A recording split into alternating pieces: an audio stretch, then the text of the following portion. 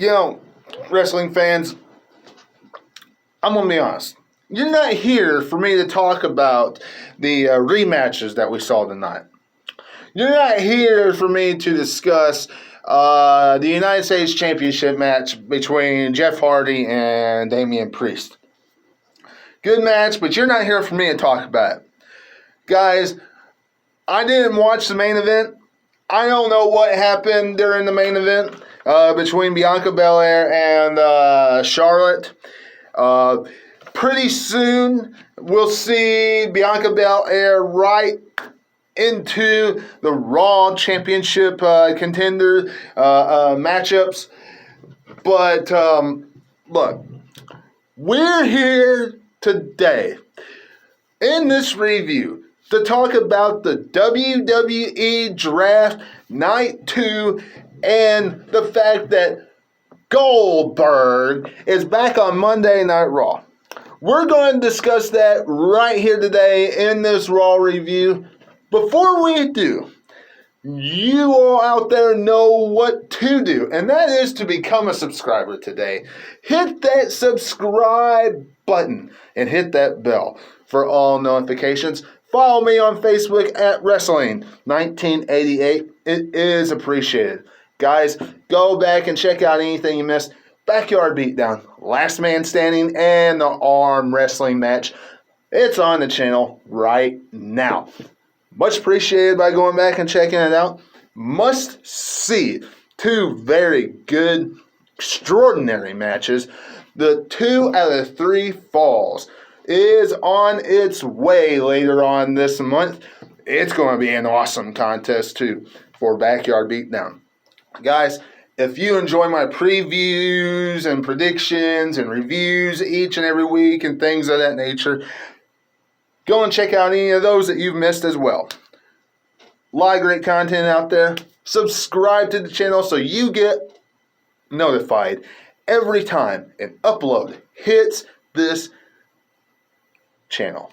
Much appreciated. Now, let's dive into Monday Night Raw, shall we? Guys, the draft. We talk about change. We talk about new matchups, fresh rivalries, things of that nature. Well, we kind of got that. We got that a small dose. Okay. Not completely, all right? I'm going to be honest. Some of what they did tonight, I'm scratching my head. And I'm going to start off with something that really was not a highlight of the WWE Draft Night 2, but, you know, something that I've always kind of cared about when it comes to wrestling. And it's something that WWE never really has cared too much about as of late anyway. Something they did a long time ago, and it just kind of drifted off. And that's tag team wrestling. You know, as of late, you know, we all know that they've just been putting all these tag teams together.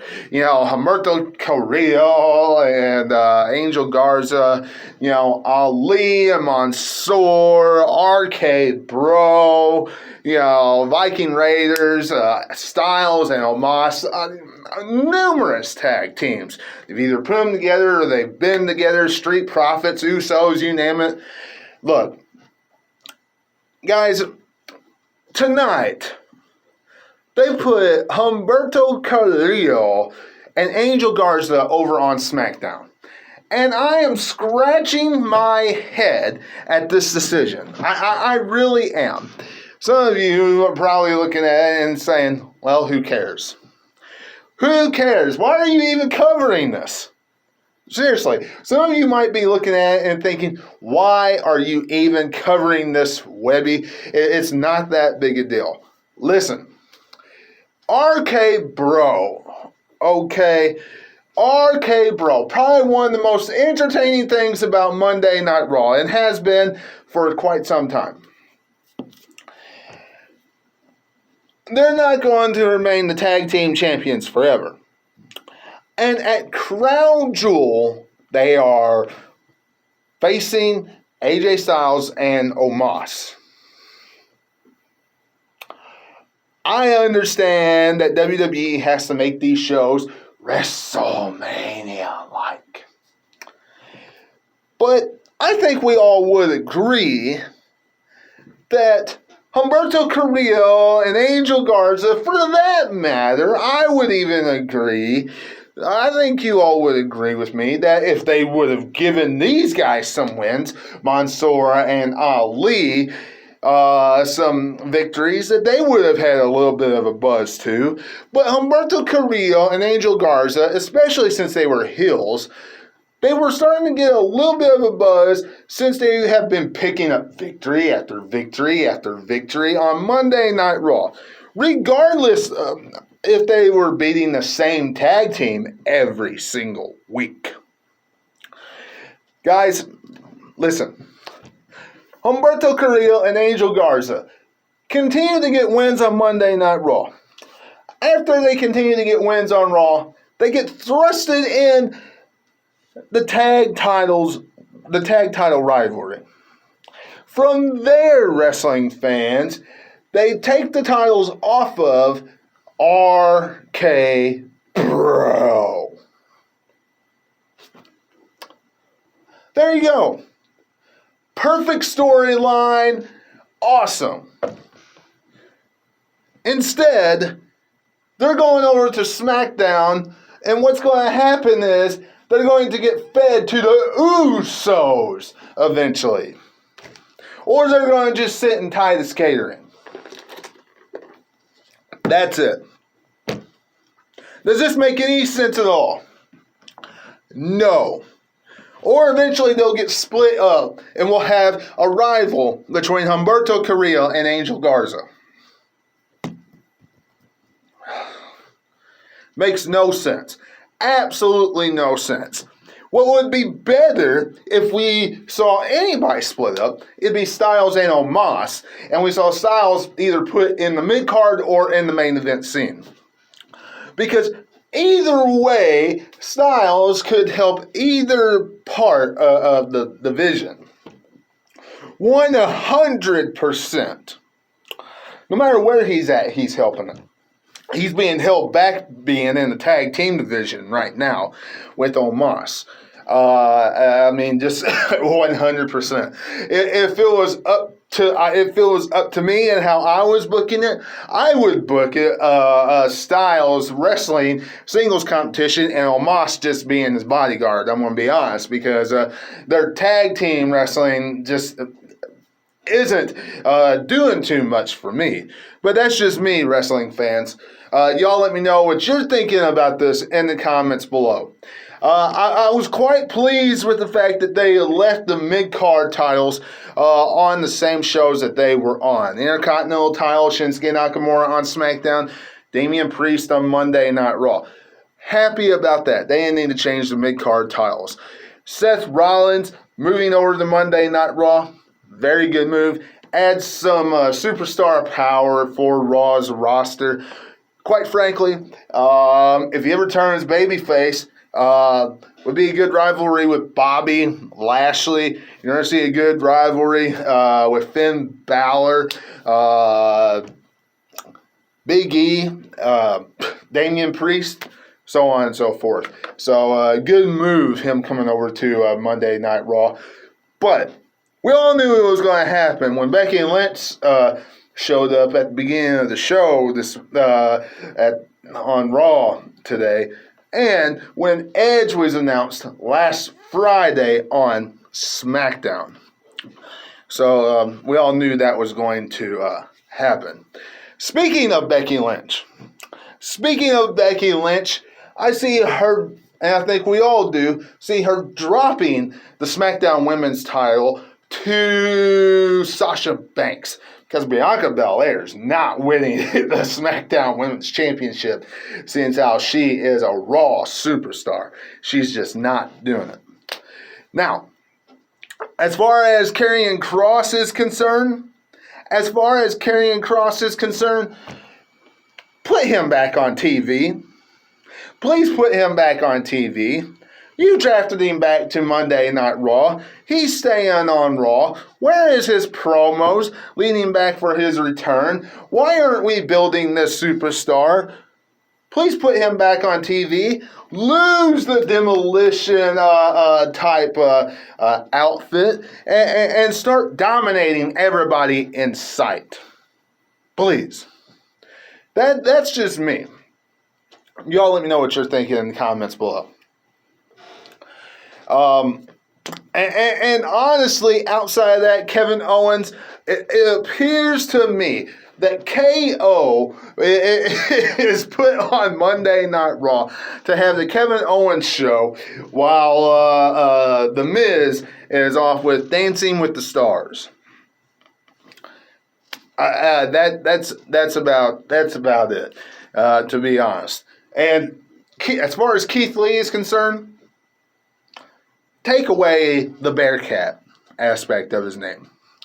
And we'll see Alexa Bliss when she returns. Probably without Lily. That's just my guess. But now, as far as SmackDown is concerned, the Usos. Boy, let me tell you guys. Paul Heyman was supposed to come on here and make sure that they got drafted over to SmackDown. And WWE could have done a lot more with that throughout the night. Maybe Paul Heyman talked to management throughout the night, trying to persuade them, things of that nature. Kind of like what he would do with Brock Lesnar when Brock Lesnar wouldn't come on TV out there and he didn't care about the show and things of that nature. Instead, first round, the Usos get drafted to SmackDown. That's it. I mean, that's just it. I mean, nothing major, just nothing. I mean, whatever. Sheamus, best thing in the world. He got drafted over to SmackDown. Nothing left for him to do over on Raw.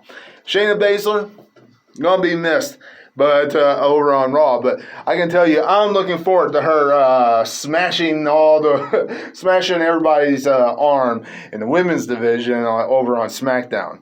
Viking Raiders. Look, they're going to get fed to the Usos, but let me tell you, they didn't have anything going for them on Monday Night Raw whatsoever. Ricochet, what was he doing on Raw? Nothing. Absolutely nothing. So it's good he's leaving.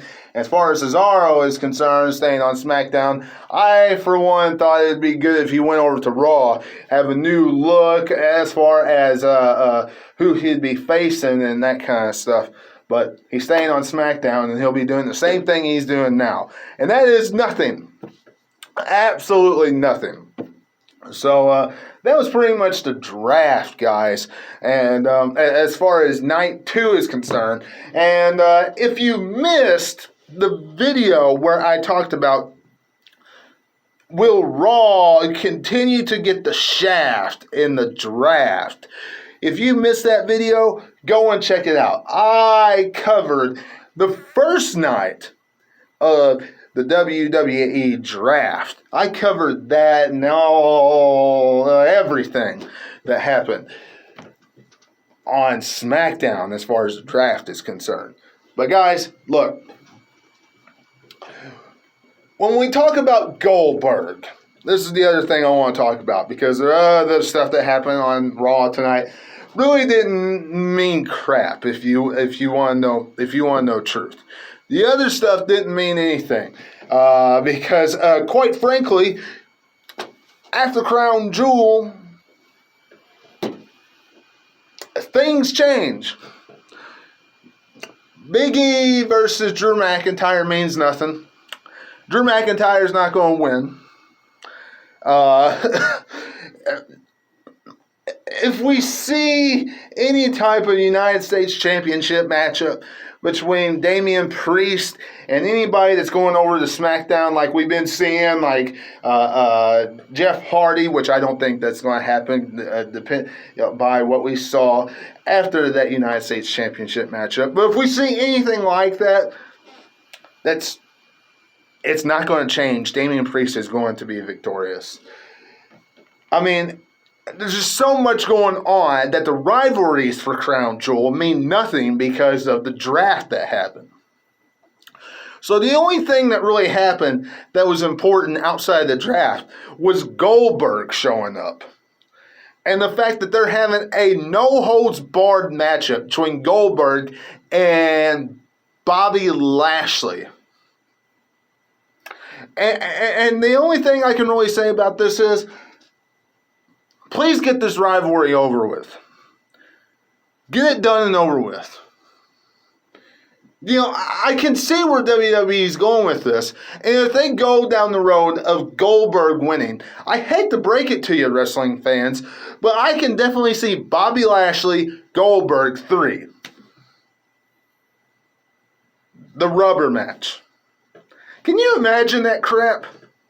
3 matches, Bobby Lashley and Goldberg. Can you imagine that?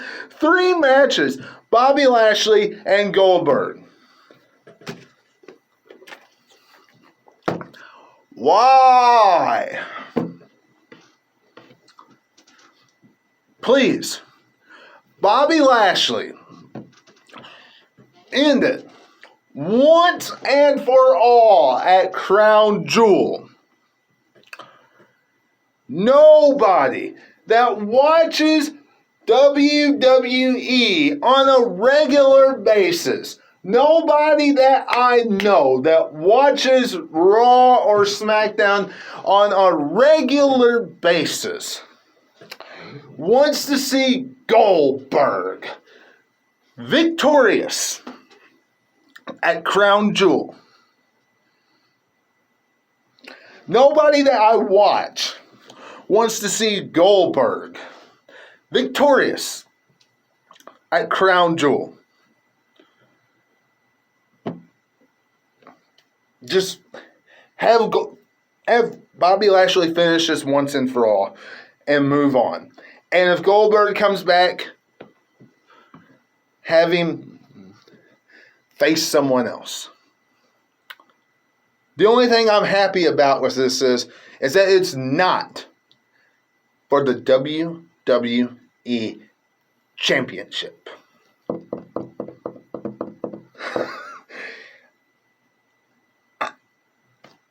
I'm getting out of here. You know my thoughts about Goldberg versus Bobby Lashley. But y'all let me know what you're thinking about everything in the comments below. The draft, Goldberg versus Bobby Lashley, everything else that happened, the useless rivalries that's happening at Crown Jewel, that will probably be good matches, but we already know what's going to happen because the challengers are going to different brands. So the champions are probably going to win, and there you go. Or the champions are going to different brands, so it's a guarantee that they're going to drop that title come Crown Jewel. Either way, wrestling fans, a lot of the matches at Crown Jewel this year are very predictable. Let me know what you're thinking in the comments below. Subscribe to the channel today. Hit that bell for notifications. And until I see you again, this is Webby, and I'll catch all of you on the other side. Talk to you later.